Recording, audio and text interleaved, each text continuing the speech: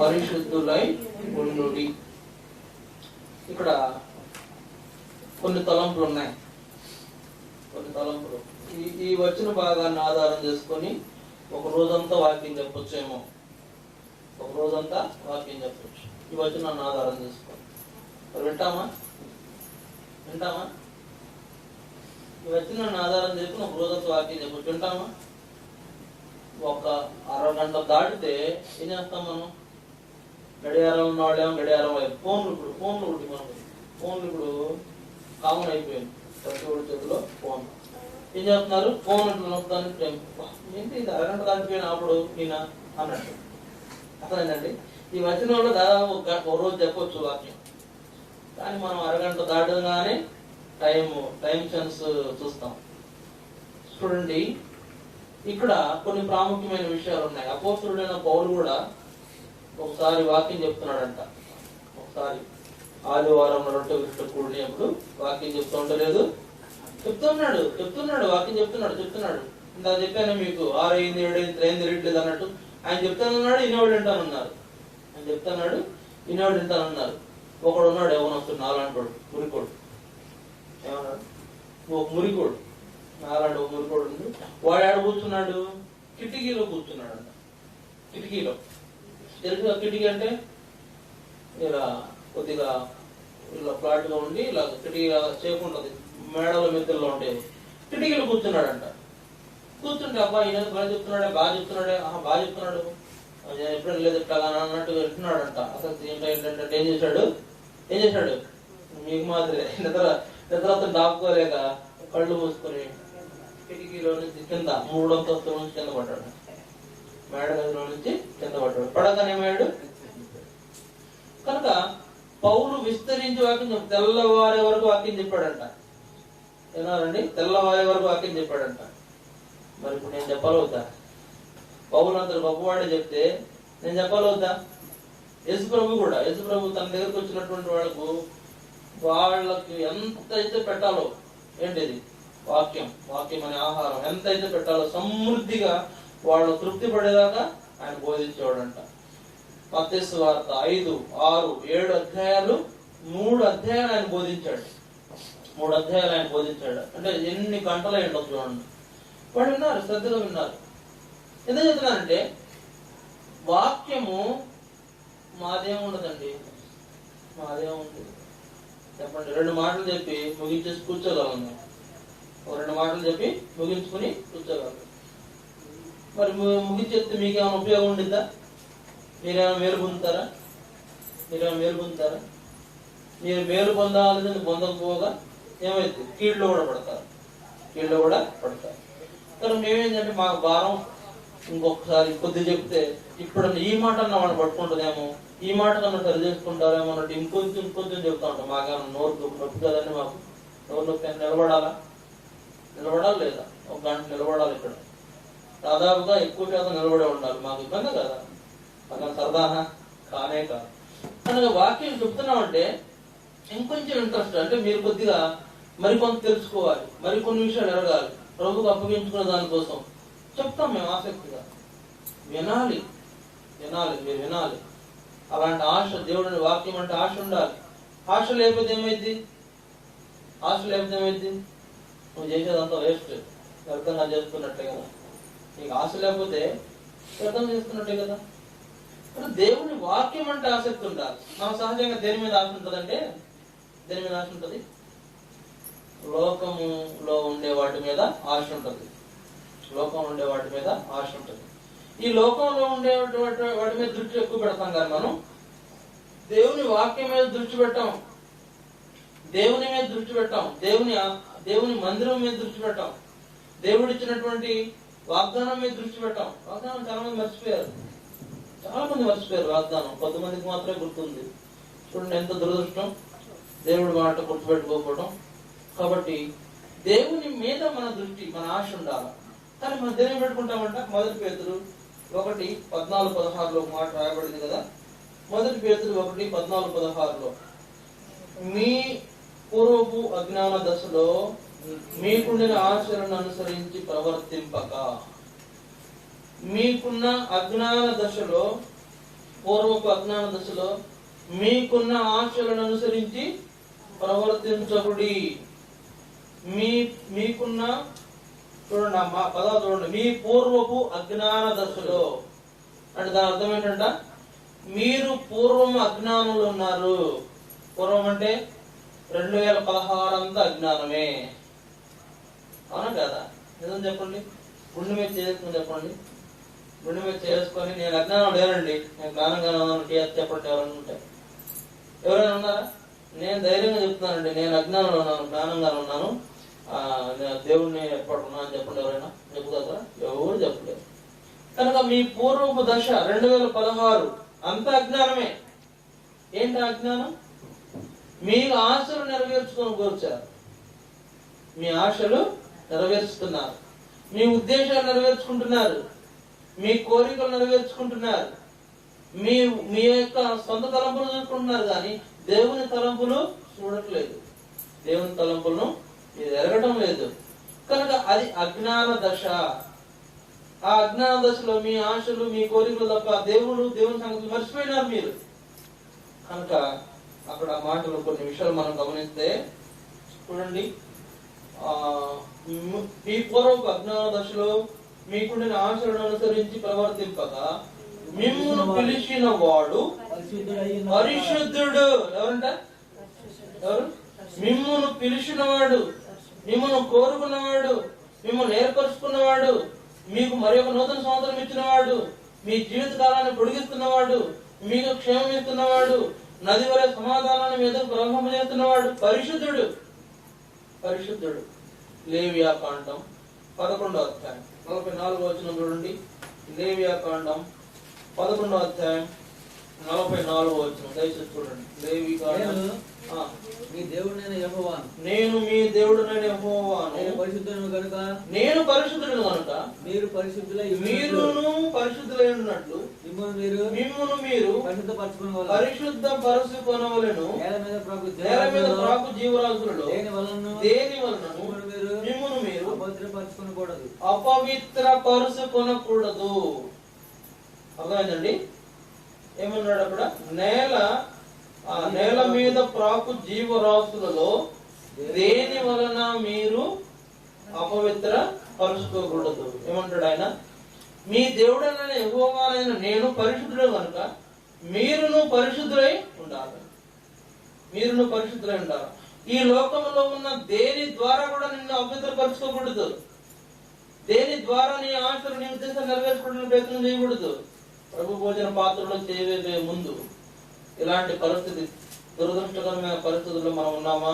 ఒకసారి ఆలోచన చేయండి పిల్లరా. నేను చెప్తున్నానని కూడా కాదు, మీ మటుకు మీరు ఆలోచన చేయండి, మీ మటుకు మీరు ఒకసారి శోధించి చూసుకోండి.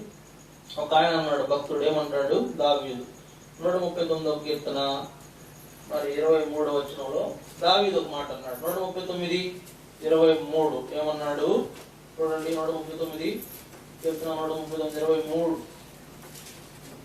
ఆ మాట మనం గమనించి చూసినట్లయితే, దేవా నన్ను పరిశోధించి నా హృదయమును తెలుసుకొనుము, నన్ను పరీక్షించి నా ఆలోచనలను తెలుసుకొనుము, నీకు ఆయాసకరమైన మార్గము ఉన్నదేమో చూడుము, నిత్య మార్గములను నీకు ఆయాసకరమైనది ఏదైనా నేను చేస్తున్నాను ప్రభువా? నీకేమైనా ఆయాసం కలిగిస్తున్నానా? నీకేమైనా విసుగు పుట్టించానా? నీకేమైనా నీ మీద ఏమైనా తిరుగుబాటు చేసినట్లుకున్నానా? పరీక్షించు. ఏమంటాడు? పరీక్షించు ప్రభువా, సరిచేయి, నన్ను సరిచేయి, నన్ను కడుగు. దావీదు యొక్క అనుభవాలు, నన్ను కడుగు, నన్ను పవిత్రపరుచు. ఎట్లా కడగాలంట? నిస్సోపుతో తెల్లగా హిమమూలే ఉన్నట్టు నన్ను కడుగు. అంటే ఎవరైనా మనుషుడే, మానవుడే, మనలాంటి దావీదు కూడా మనలాంటి మనలాగానే, మనలాంటి శరీరమే, మనలాంటి రంగే, మనలాంటి రక్తమే ఉంది అతనిలో. అతనే స్పెషాలిటీ ఏం లేదు, ప్రత్యేకమైన వాడే అంటే ఏం కాదు, మనలాంటి మనుషుడే. ఏరియా కూడా మనలాంటి స్వభావం గలవాడే. అయినను అతడు ఆసక్తి గలవాడు, ప్రార్థించుట యందు మెలకువగలవాడు. దావీదు సంగతి చూస్తే అతడు తన దోషములు ఎరకమునకు ఇష్టానుసారంగా చేసినాడు, కానీ దోషములు ఎరిగిన తర్వాత ఏమంటాడు తెలుసా? ప్రభువా నన్ను కడుగుము, నన్ను కడుగుము, నన్ను పవిత్రపరచుము, నన్ను తెల్లగా వచ్చేటట్టు కడుగు అంటాడు. హిస్సోపు వలె హిమం వలె తెల్లగా ఉన్నట్టు నన్ను కడుగు అంటున్నాడు. కాబట్టి నీకు ఆయాసకరమైనది ఏమైనా నాలో ఉందా అనేది కూడా దావీదే ఇక్కడ 139లో దావీదు అంటున్నాడు. కాబట్టి ప్రియులారా, మనము అపవిత్రులమైనటువంటి వారు, అపవిత్రమైన పెదవులు, అపవిత్రమైన చేతులు, అపవిత్రమైన నడక, అపవిత్రమైన మాటలు, అపవిత్రమైన చూపు, అపవిత్రమైన ప్రతిదీ అపవిత్రమే, ప్రతిదీ అపవిత్రమే. మన ఆలోచనలు ఎంతో అపవిత్రం, మాటలు ఎంతో అపవిత్రం. ఇలాంటి అపవిత్రమైన జీవితంతో ఎలా పరిశుద్ధులు ఉండగలుగుతాం? కనుక ఇదంతా కూడా పూర్వపు అజ్ఞాన దశ. ఎంత ఏంటంట? పూర్వపు అజ్ఞాన దశలో మీకు ఆశలను అనుసరించి ప్రవర్తింపక. ఆ పదం చూడండి, మీకున్న ఆశలను అనుసరించి ప్రవర్తించకూడదు. మీకున్న ఆశలు మీ ఉద్దేశాలు కాదు. చూడండి, యాకోబు పత్రిక 4వ అధ్యాయం 2-3 వచనాలు చూడండి. యాకోబు పత్రిక 4వ అధ్యాయం 2-3 వచనాలు మాట చూద్దాం. మీరు ఆశించుచున్నారు గాని మీకు దొరకట్లేదు, నరహత్య చేయుదురు, మత్సరపడుదురు గాని సంపాదించుకొనలేరు, పోట్లాడుదురు, యుద్ధం చేయుదురు గాని దేవుని అడగనందున మీకేమీ దొరకదు. ఇక్కడ చూడండి, మీరు ఆశించుచున్నారు గాని మీకు దొరకట్లేదు. అర్థమైందండి? మీరు ఆశించుతున్నారు కానీ మీకు దొరకట్లేదు అంటే ఇక్కడ ఏంటి విషయం? ఏం ఆశిస్తున్నారు అంటే, ఏం ఆశిస్తున్నారు? దేవుని వలన ఆశీర్వాదాన్ని ఆశిస్తున్నారు. దేవుని వలన ఆశీర్వాదాన్ని ఆశిస్తున్నారు. దేవుని వలన ఆశీర్వాదాన్ని ఆశించటం తప్పని కాదు. అక్కడ దేవుని వలన ఆశీర్వాదాన్ని ఆశించు, తప్పేం కాదు.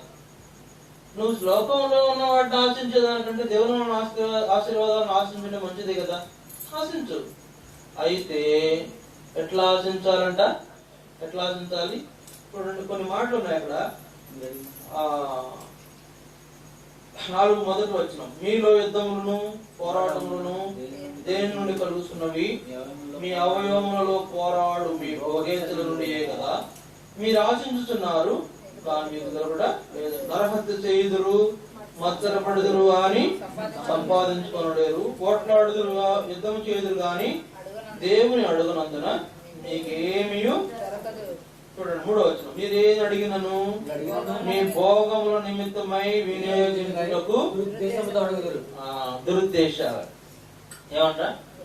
దేవుని ఆశీర్వాదాన్ని మనం దురుద్దేశంతో అడిగేవాళ్ళం. ఇంకోటి ఏమన్నాడు ఇక్కడ? మీ భోగముల నిమిత్తం వినియోగపరచుటకు. మీ భోగముల నిమిత్తం. భోగం అంటే ఘాటైన పదం. భోగం అంటే ఏంటండి? తెలుసా భోగం అంటే ఏంటో? అన్ని రకాలైనటువంటి పరిస్థితులు కలిగి ఉండటం. అన్ని రకాలు. ఇక నాకు ఇది కొరత ఉందని చెప్పడానికి లేనటువంటి పరిస్థితి. అట్లాంటి వాడు ఏది అడిగినా కూడా దేవుడు ఇవ్వలేడు. ఎందుకు? వారు దురుద్దేశాలు కలిగి ఉంటారట. వాళ్ళ కొరకై వినియోగించుకోవడానికైనా దురుద్దేశం వాళ్ళలో ఉంటదంట. కనుక వాళ్ళు ఏమడిగినా దొరకదు. ఇప్పుడు దేవుడు కనుక ప్రియులారా, ఇలాంటిది మన జీవితంలో ఉందా? అలాంటి పరిస్థితులు మనం కలిగి ఉంటున్నామా? ఒక ప్రాముఖ్యమైన విషయం ఏంటంటే, మనం ఏం చేస్తామంటే అడిగేవి కూడా మంచి అన్న అడగాల. అడిగేవి మంచి అన్న అడగాల. మంచి అంటే చూడండి, 1 యోహాను 5వ అధ్యాయం. 1 యోహాను 5వ అధ్యాయం ఆ మాటలు చూద్దాం. 1 యోహాను 5వ అధ్యాయము 14. 1 యోహాను 5:14. ఆయనను బట్టి మనకు కలిగిన ధైర్యమేదనగా ఆయన చిత్తానుసారముగా మనం ఏది అడిగినను ఆయన మన మనవి ఆలకించునన్నది. ఏంటంటది? ఆయన చిత్తానుసారంగా. ఇతర పోయేవాడు కొందరు ఉన్నారు, ఇతర పోవాకండి. ఆయన చిత్తానుసారంగా ఏంటంట? ఆయన ఉద్దేశం ఏంటనేది ఎరిగి అడగాలి. ఆయన చిత్తానుసారంగా అడిగితే ఏముందంట? మనం ఏది అడిగినను ఆయన మన మనవి ఆలకించును. ఆయన మన మనవి ఆలకించును. ఇక్కడ ఈ ఈ విషయాన్ని మనం ప్రాముఖ్యంగా గుర్తుపెట్టుకోవాలి. ఈ విషయాన్ని మనం ప్రాముఖ్యంగా ఆయన ఉద్దేశం ప్రభు ఇది ఉండడం దేవుని ఉద్దేశమా కాదనేది ముందు మనం పరిశీలన చేసుకోవాలి. మనం ఏం చేస్తామంటే ఆయన చిత్తానుసారమైంది ఏదో ఎరక్క ఏం చేస్తాము. చూడండి, 1 కొరింథీ 10వ అధ్యాయం 6వ వచనం. 1 కొరింథీ 10వ అధ్యాయము 6వ వచనం. వారు ఆశించిన ప్రకారం మనం చెడ్డవాటిని ఏమంటాం? వాళ్ళు ఏం ఆశించారు? చెడ్డవాటిని ఆశించినారు. చెడ్డవాటిని ఆశించినారు. చెడ్డ అంటే ఏంటి తెలుసా?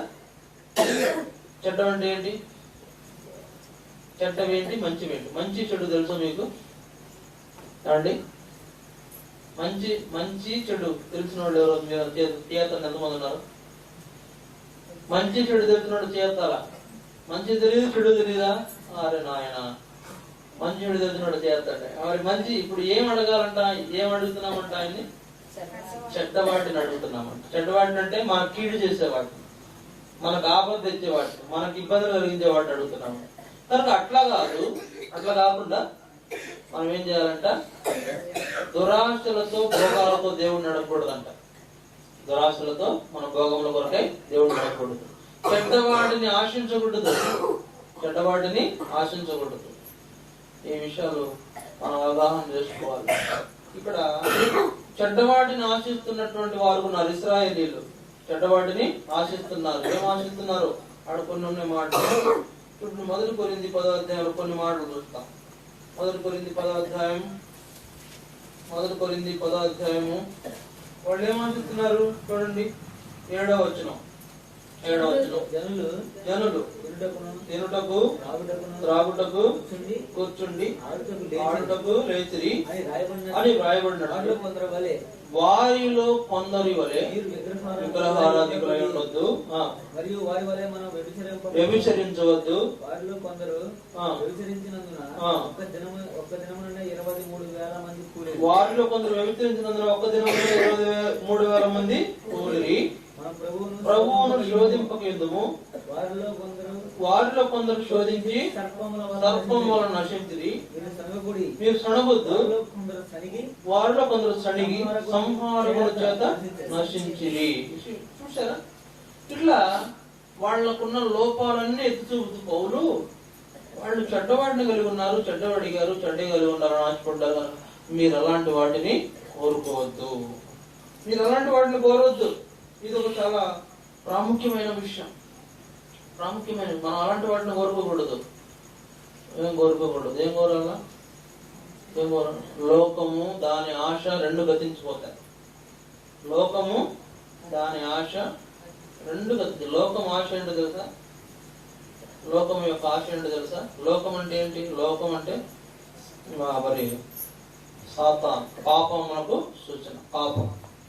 పాపం ఏంటి? పాపం సంగతి తెలుసా మీకు? పాపానికి మనం దాసులం అయిపోతున్నాం. బాగా అర్థం చేసుకోండి, ఈ విషయాలు బాగా అర్థం చేసుకోండి. మనము పాపమును ఏలుబడి చేయాలి. అర్థమైందా? మనం పాపం ఏలుబడి చేయాలి అంటే పాపాన్ని శాసించాలా. కానీ జరిగేది ఏంటి? మన జీవితం జరిగేది ఏంటి? ప్రస్తుత పరిస్థితి ఏంటి? పాపము మనల్ని శాసిస్తుంది, పాపం మనల్ని నిలబడి చేస్తుంది, పాపం మనపైన అధికారం చేస్తుంది. ఏంటి అధికారం? పాపం మన మీద అధికారం ఏంటి? పాపానికి మన మీద అధికారం ఏంటి? మనం పాపాన్ని శాసించాలా. పాపం మన దగ్గరకు వచ్చే, అందుకనే చూడండి, పాపము వాకిట పొంచి ఉండును. పాపము వాకిట్లో ఉంటదంట. కొంతమంది వాకిట్లో, కొంతమంది సమీపంలో ఉంటది పాపం. అంటే వాళ్ళ దగ్గర నివాసం చేయడానికి ఇష్టపడుతుంది పాపం. వాళ్ళు పాపంతో కలిసి నివాసం చేయడానికి వాళ్ళు తమ సమ్మతి పరుచుకుంటారు. కనుక ఇట్లా పాపము మీద మనం ఏలుబడి చేయాలి. పాపం మనల్ని నిలబడి చేయకూడదు. ఈ విషయాలు గమనించండి. ఇట్లాంటిది ఎట్లా సాధ్యమవుతుందంటే మనము లోకము దాని ఆశ గతించిపోనని ఎరిగినటువంటి అనుభవంలోకి వచ్చినప్పుడు చూడండి 131వ కీర్తన 7వ వచనంలో మాట రాయబడింది. 131వ కీర్తన 7వ వచనం దయచేసి చూడండి. ఇశ్రాయేలు యెహోవా మీద ఆశ పెట్టుకొనుము, యెహోవా మీద ఆశ పెట్టుకొనుము, యెహోవా యొద్ద కృప దొరుకును. ఏం జరుగుతుందండి? యెహోవా యొద్ద కృప దొరుకు. ఇశ్రాయేలు యెహోవా మీద ఆశ పెట్టుకొనుము, యెహోవా యొద్ద కృప దొరుకును, ఆయన యొద్ద సంపూర్ణ విమోచన దొరుకును. యెహోవా మీద ఆశ పెట్టుకోండి. 146వ కీర్తనలో కూడా ఒక మాట రాయబడింది. 146వ కీర్తన 5వ వచనం. 146:5 ఎవరికి యాకోబు దేవుడు సహాయుడును, ఎవడు తన దేవుడిని యెహోవా మీద ఆశ పెట్టుకొనునో వాడు ధన్యుడు. ఎవడు తన దేవుడని యెహోవా మీద ఆశ పెట్టుకుంటాడో వాడు ధన్యుడు. మునుపటి మీ అజ్ఞాన దశలో, పూర్వపు అజ్ఞాన దశలో మీకు ఉన్న ఆశలను అనుసరించి నడుచుకుంటారా ఏంటంట మీరు నష్టపోతారు. కాబట్టి మీరు ఏమైపోతారంట? లోకంలో, పాపంలో, శాపంలో పడిపోతారు. ప్రభు స్వరం వినబడదు, దేవుని మాట వినబడదు, దేవుడు కనబడడు, మందిరం గుర్తురాదు, వాక్యము అంటే భయం ఉండదు, హృదయం కఠినమైపోద్ది, భయంకరమైన పరిస్థితుల్లో అంతకుమునుపు వెలుగు ఇప్పుడు చీకటి అయిపోతాం. కనుక ఇట్లాంటి పరిస్థితి పోవాలంటే ఏం చేయాలంట? నీ దేవుడైన యెహోవా మీద ఆశ పెట్టుకో. ఎవడైతే యెహోవా మీద ఆశ పెట్టుకున్న వాడు ధన్యుడు. ఏంటి మన ఆశ? చెప్పండి. సహజంగా మన ఆశ ఏంటి? మన ఆశ ఏంటి? ఏమేంటది? మీరు ఎవరికి ఆశలు లేవా? ఏమండి, మీలో ఎవరికి ఆశలు లేవా? ఈ సంవత్సరం 2017 కొత్త సంవత్సరం ఇచ్చినాడు కదా, ఈ సంవత్సరం మీకు ఆశలు లేవా? నాకైతే ఆశ ఉందండి, నాకైతే ఆశ ఉంది. ఏంటి ఆశ? నాకు ఏమి ఆశ ఉందంటే మందిరం బాగా అభివృద్ధి అవ్వాలి, నా ఆశ. నేను అది తప్ప రెండోది ఏది కోరుకోవట్లేదు. ప్రస్తుత కావాలి, మందిరం బాగా అభివృద్ధి అవ్వాలి. నాకు వేరే ఆశ, డబ్బులు సంపాదించుకోవాలని ఆశ నాకు ఎప్పుడు చచ్చిపోయింది. నాకంటే ఏదైనా చేసుకోవాలని ఆశ ఎప్పుడు చచ్చిపోయింది. ఎందుకంటే నన్ను చూసేవాళ్ళు చెప్తారు, నాకు ఎలాంటి ఆశలు లేవు. దేవుడు మందిరాన్ని క్షేమంగా ఉంచితే చాలు, అభివృద్ధి అయితే చాలు, ఇదే ఆశ. మరి మీకే ఆశలు లేవా? మీకే ఆశలు ఏంటి? మీ ఆశలు చెప్పండి, పంచుకుందాం కాసేపు, 1 నిమిషం 2 నిమిషాల పాటు. మీ ఆశలు ఏంటి? నీ ఆశలు ఏంటమ్మా లక్ష్మి? చెప్పు. అవును, అవుతావేంటమ్మా?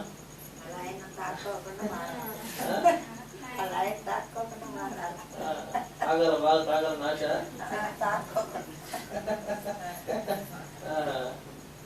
చూసారా, ఆమెకు ఒక ఆశ ఉంది. ఏంటంట? కుటుంబం చక్కబడాలా, భర్త మంచివాడు ఉండాలా, పిల్లలు బాగా చదువుకోవాలా, ఇంకా లేదా వేరే ఆశ లేదా? నేను రక్షణ పొందాలా, మారుమనసు పొందాలా, దేవుని బిడ్డగా చేయబడాలని ఆశ లేదు, అది లేదు.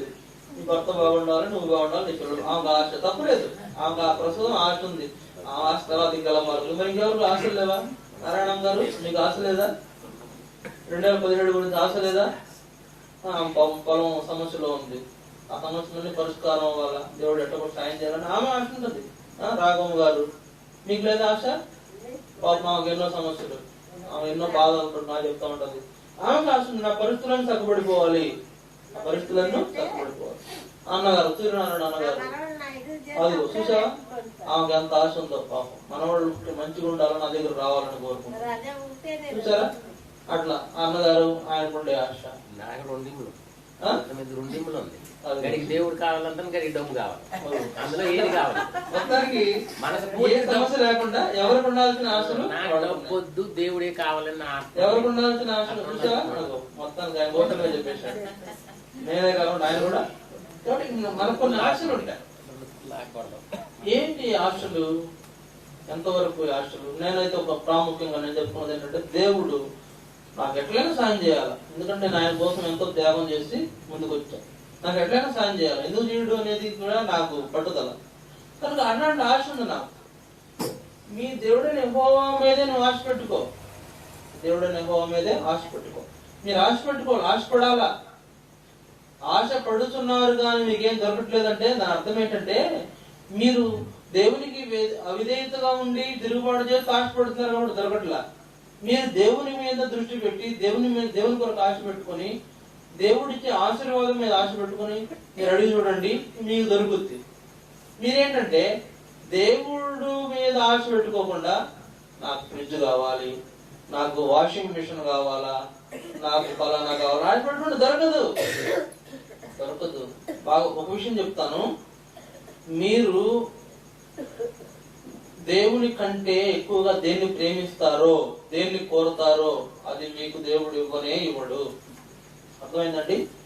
మీరు దేవుణ్ణి కాక ఇంకా వేరే దేన్ని కోరుతారో అది ఇవ్వడు, పొరపాటున కూడా ఇవ్వడు. కనుక ఇట్లా చేయాలి మనం, ప్రభా నువ్వు నాకేమి ఇవ్వాలనుకుంటున్నావు అది ఇవ్వు అంటే ఆయనకు ఇంకా చాలా ఈజీ అన్నమాట. నువ్వు నాకేమి ఇవ్వాలనుకుంటున్నావు అది ఇవ్వు. మనం ఏం చేస్తాం, అది అట్లా కాకుండా మనం పెడతాం లిస్ట్ పెడతాం. ఏంటి ఒక లిస్టు, ఆయనకి ఏం కావాలి కోరుకొని అడిగితే ఏం కావాలంటే నాకు బంగారు చైన్ కావాలి ఒకటి, తర్వాత బంగారు పోగులు కావాలి 2, వరుసగా పెడతాం లిస్టు. ఎన్ని అడుగుతాయండి? ఇది పూర్వపు అజ్ఞాన దశ. పూర్వం మీకు ఉండిన అజ్ఞాన దశను అనుసరించి, ఆశను అనుసరించి నడిచిన ప్రవర్తించిన ప్రవర్తన. కాబట్టి ఇలాంటివి ఆశపడకూడదు. యెహోవా మీద ఆశ పెట్టుకోండి, మీరు ధన్యులు అవుతారు. తర్వాత అలాంటి వాళ్ళకే ఒక మాట చూపించిన ముగింపులో పెడతాను. అలాంటి వారికి ఏం దొరుకుతుందంట చూడండి. యెహోవా మీద కనుక మీరు దృష్టి పెట్టుకుంటే మీకు దేవుడు కొన్ని ప్రాముఖ్యతలు ఇస్తాడు. 20వ కీర్తన 20వ అధ్యాయము 3-4 వచనాలు చదవండి. ఆయన నీ నైవేద్యములన్నిటినీ జ్ఞాపకం చేసుకొనును గాక, నీ దహన బలులను అంగీకరించును గాక, నీ కోరికను సిద్ధింపజేసి. మీరు యెహోవా మీద దృష్టి పెట్టినట్లయితే ఏం చేస్తాడంట? నీ కోరికను సిద్ధింపజేసి నీ ఆలోచన యావత్తును సఫలపరచును గాక.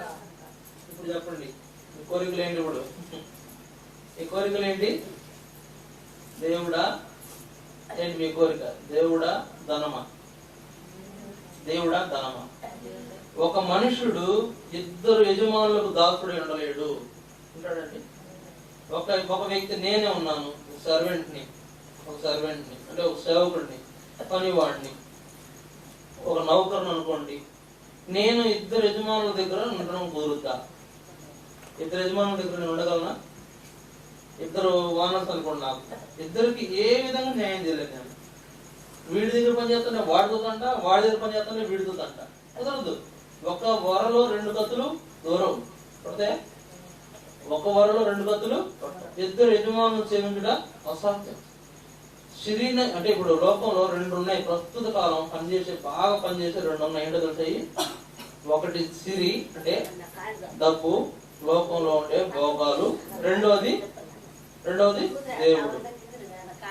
ఆగండి, మాట్లాడకూడదు. ఒకటేమో డబ్బు, రెండోది దేవుడు. ఒక పక్కన యేసు ప్రభు, ఒక పక్కన ధనం. ఏది కావాలని కోరుకుంటారు మీరు? ఒకరిద్దరిని సేవించడం కష్టం. ఒక దాసుడు ఒక యజమానుని సేవించాలి. ఒక పక్కన యేసు ప్రభు, ఒక పక్కన డబ్బు. దేన్ని కావాలి కోరుకుంటారు మీరు? యేసు ప్రభుని కోరుకుంటున్నారా? నిజంగా కోరుకుంటున్నారా? నిజమా? సరే, మంచిది. దేవుడే సహాయం చేస్తారు. మంచిది. ఒక పక్కన యేసు ప్రభు, మరో పక్కన సిరి అంటే డబ్బు గాని మనకు లోకపరమైన ఆశలు. ఏది కావాలంటే మనం యేసు ప్రభువును కోరుకోవాలి. అప్పుడు ఆయన మన కోరికను సిద్ధింపజేసి మన ఆలోచన యావత్తును సఫలం చేస్తాడు. పూర్వంలో అంతకు మునుపులాగా ఉంటాను, అంతకు మునుపులాగా చేస్తాను, అదే బాగుంది అని అన్నారు అనుకోండి, కష్టమే కదా. అజ్ఞాన దశ, అజ్ఞానం అంటారు. అందుకనే దేవుడు ఆ అజ్ఞాన కాలువలను చూసి చూడనట్టుగా ఊరుకున్నాడు. ఏముంది వాక్యంలో? దేవుడు ఆ అజ్ఞాన కాలువలను చూచి చూడనట్టుగా ఊరుకున్నాడు. ఇప్పుడైతే అంతటను అందరూ మారు మనసు పొందాలి. మారు మనసు అంటే ఏంటండి? ఏమండి ఎవరు చెప్తారా మారు మనసు అంటే ఏంటి? అయ్యో ఎవరు పొందలేదా మారు మనసు? వీళ్ళే మారు మనసు పొందలేదు ఎవరు?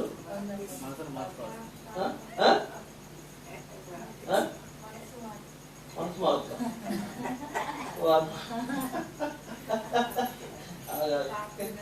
ఆగేక మారు మనసు అంటే చెప్పండి ఎవరైనా.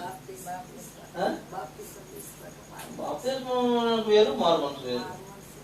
మన జీవితంలో దేవుడు చేసే కార్యాలు మారు మనసు, పాప క్షమాపణ, బాప్తిస్మము, రక్షణ. నాలుగులో బాప్తిస్మం వేరే, మనసు మారడం వేరే. మనసు మారడం ఏంటి అసలు? అదే మాట ఇంకా చెప్పండి.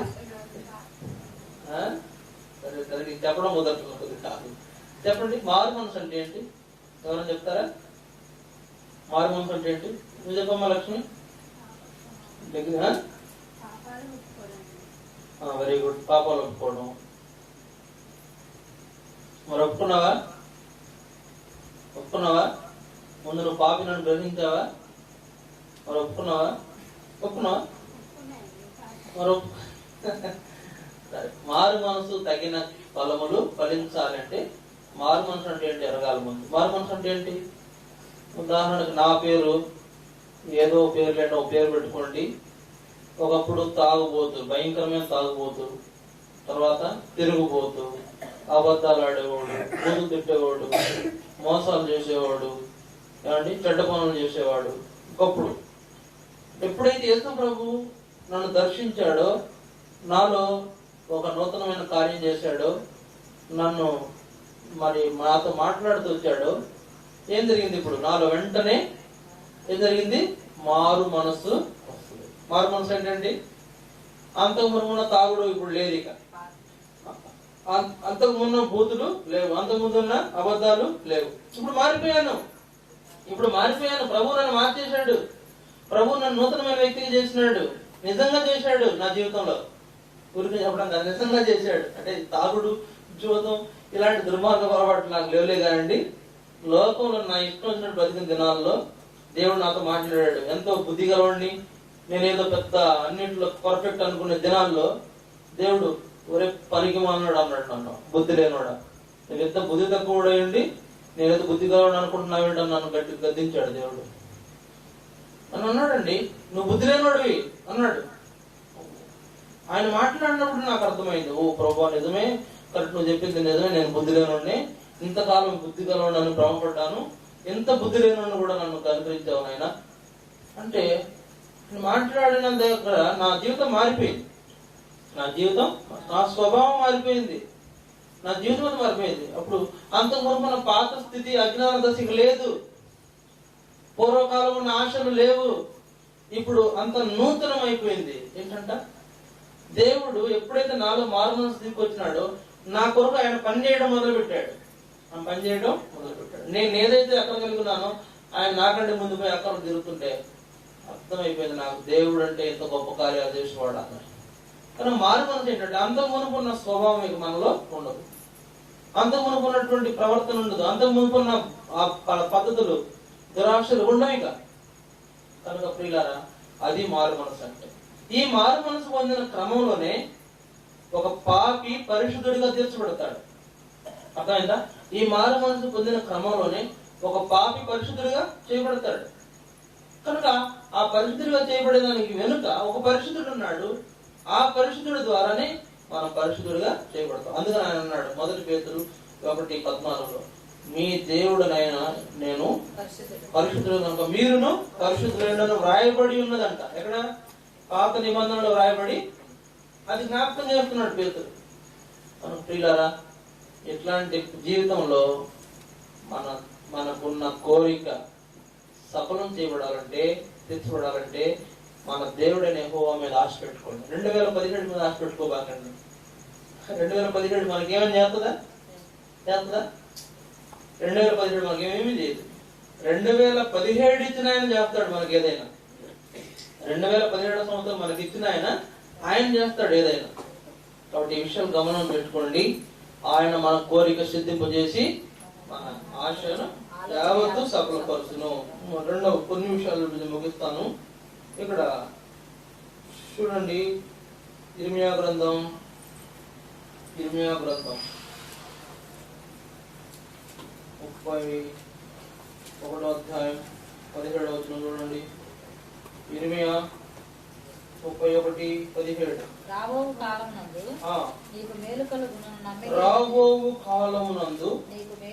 నీకు మేలు కలుగునన్న నమ్మిక ఉన్నది.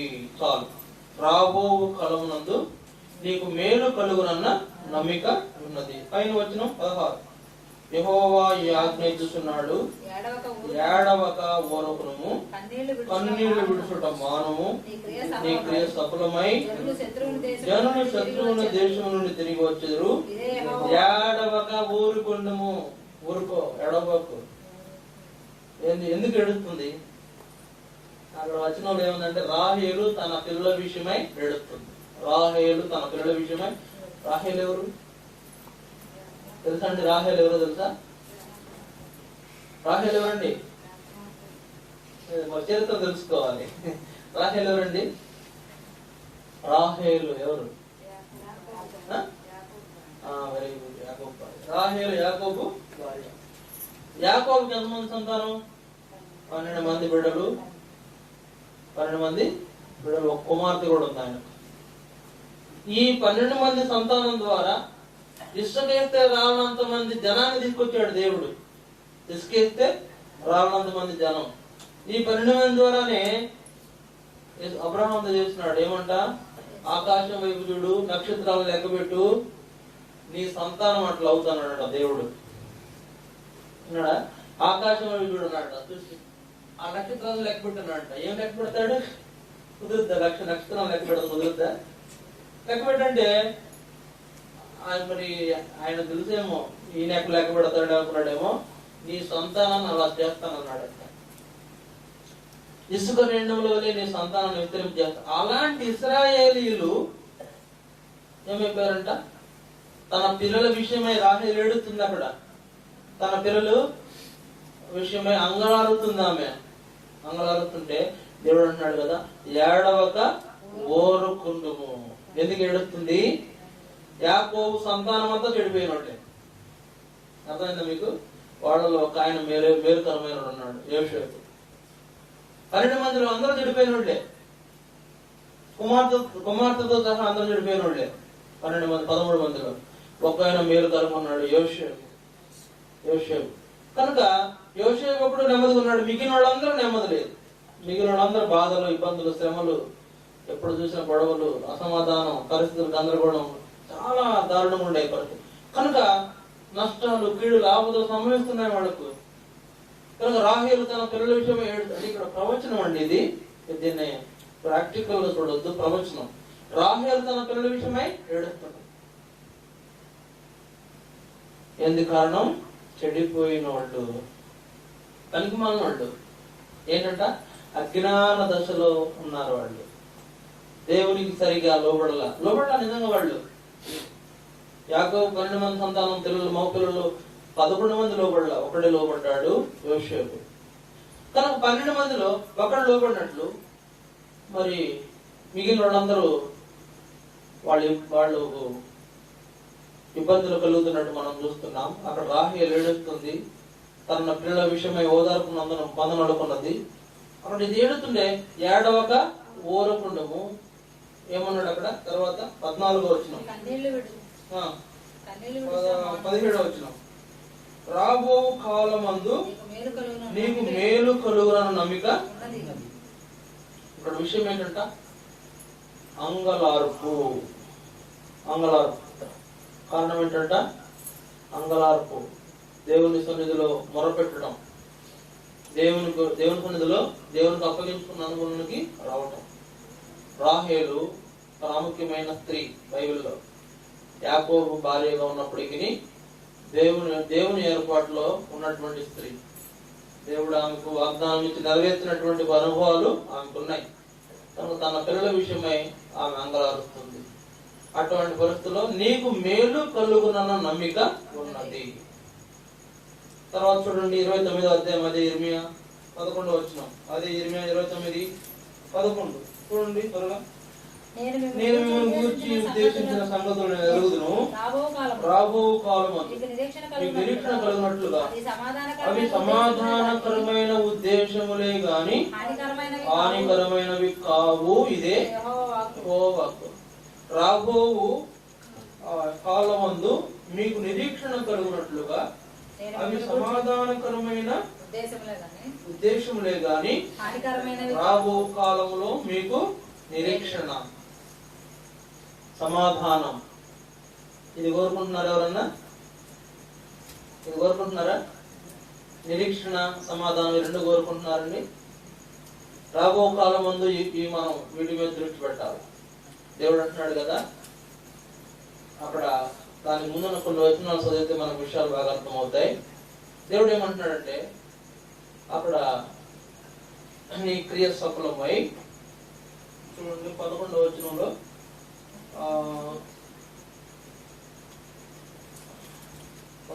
నేను మిమ్మల్ని కూర్చి ఉద్దేశించిన సంగతులు ఎరుగుదును.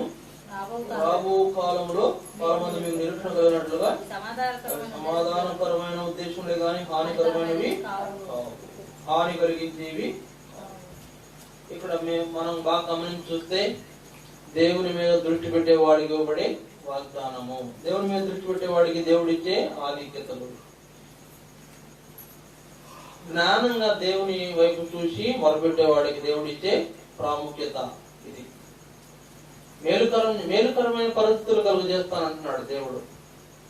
నీ క్రియలు సఫలమవుతాయి, ఎడకు ఊరుకోమంటున్నాడు.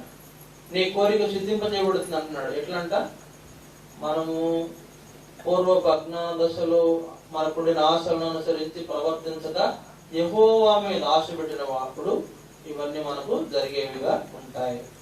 కనుక ప్రియులారా, ఇది ప్రభు పనుల్లో మనం పాల్పొందబోతున్నాం కనుక ఈ విషయాలు అవగాహన చేసుకోవాలి. ఈ విషయాలు మనం జాగ్రత్తగా గమనించి చూసినట్లయితే ఇలాంటి అవగాహనలో మనం వచ్చేటప్పుడు ఇదొకటి జ్ఞాపకం చేసుకోవాలి. మన దేవుడు పరిశుద్ధుడు కనుక మనం కూడా పరిశుద్ధులమై ఉండాలి. ఇలాంటి పరిశుద్ధి కలిగిన వాళ్ళు అజ్ఞాన దశలో ఉండరు, మన ఆశలను అనుసరించి నడుచుకునేవారుగా ఉండరు, ఇష్టానుసారంగా ప్రవర్తించేవారుగా ఉండరు. మీ అజ్ఞాన దశలో మీకుండిన ఆశలను అనుసరించి ప్రవర్తించక, అట్లా ప్రవర్తించొద్దు, పేతురు హెచ్చరిక చేస్తున్నాడు.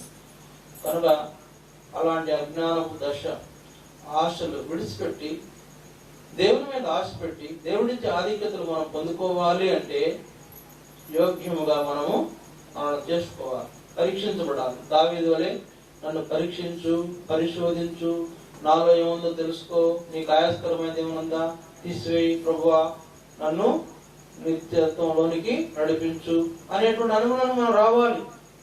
ప్రభు భోజన పాత్రలో చేవే ముందు పరీక్ష చేసుకొని సరి చేసుకోవాలి. మన పూర్వ దర్శనం వదిలిపెట్టేయాలి. వదిలేండి, 2016 వదిలేయండి, 2015 గుర్తు చేసుకోవాలి.